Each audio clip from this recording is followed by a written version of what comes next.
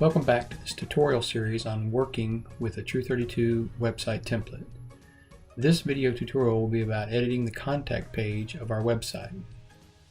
So like we've done in the past, we can either come to Pages and then go to the contact page, or we can come to the front end as long as we're logged in and navigate to our contact page and then just click on our BBM builder. As soon as that loads, we can start changing anything about this. So you can come into the name and address information here and edit that, and it's just text and you just type what needs to be in there.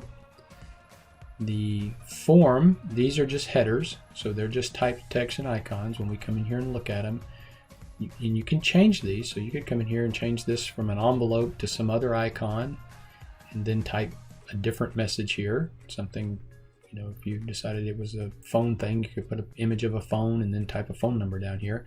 These are all editable. You can change any of these to anything you want.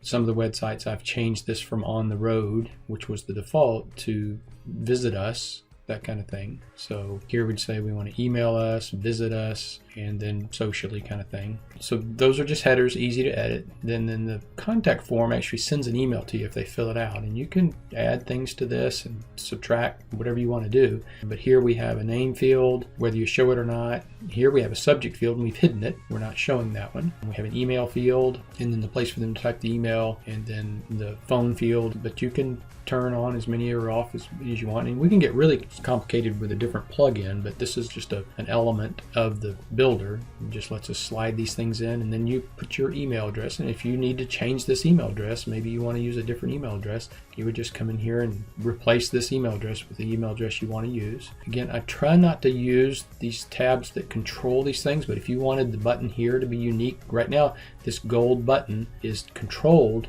by the customizer or CSS, one of the two, in this case the customizer, and I'll show you that in a later video. And if you start doing it here, then when you change like the global for buttons, this one won't change because you've overridden it. So I try not to use these things anymore when I have to. You can add CAPTCHA if you want to. CAPTCHA just keeps people, you know, are you a machine kind of thing, or you got to type something in to be able to get past this point. If you have a lot of problems with spam email from your form, and I have not had that problem in the past, but if you do, you can turn this on. Right now it's turned off, and it's just a matter of showing it.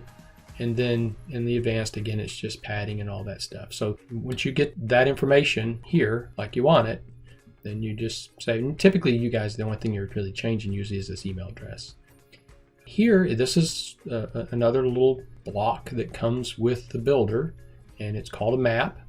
And if you type your address in here, that's all you got to do is just type your address in here using commas after each of the words, separating each one of the areas. When you come out of here, it's actually going to show a map of your building and its location in your city. And if they click on it, they can get directions. It's linked to Google.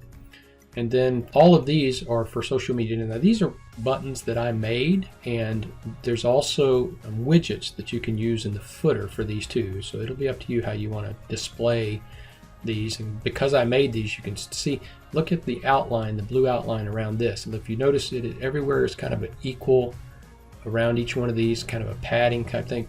But to get these to stack nicely here, if you watch the blue box as I go down, you see that it's offset so that I could get them to stack on top of each other. So I've set the top to 0 on these three, or it just gets really long having 20 all the way around. So this has got 20 pixels all the way around. This one's got 20, 20, and 20, but 0 at the top, and as do these others. So you may or may not want to use this. You might want to use the widget. But for these, again, you just go in, and all you have to do is open up your Twitter account and then replace this hashed with the address from the URL. If this were my Twitter account, I would just come up here and copy, and then just come down here and paste.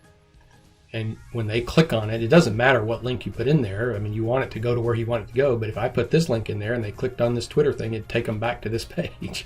So it's whatever you want to put in there. It needs to be your Twitter and your Facebook. And then if you don't want it to show, it's just like any of these others, you would come to Advanced Visibility, and right now it's set to Always Show, and you can show it like this, you know, always, large devices, small devices, or come down there to the display and say, this is like telling it when to show in different areas. And then this would say never if I don't want it to show. So if you don't have Google Plus, you'd set that to never. And then when you come off of it, it'll go away. If you want your photo, come in here and go to the general and put your photo in there. Go in here and remove this one and put yours in, and then it'll show up. Or if you just don't want to even fool with that, you can come over to advanced and choose the display and say never. So that's how all of that works on this page. Every bit of it's editable by you. That's it for this video on editing the contact page. Next, we will look at editing the header of our website. Thanks for watching.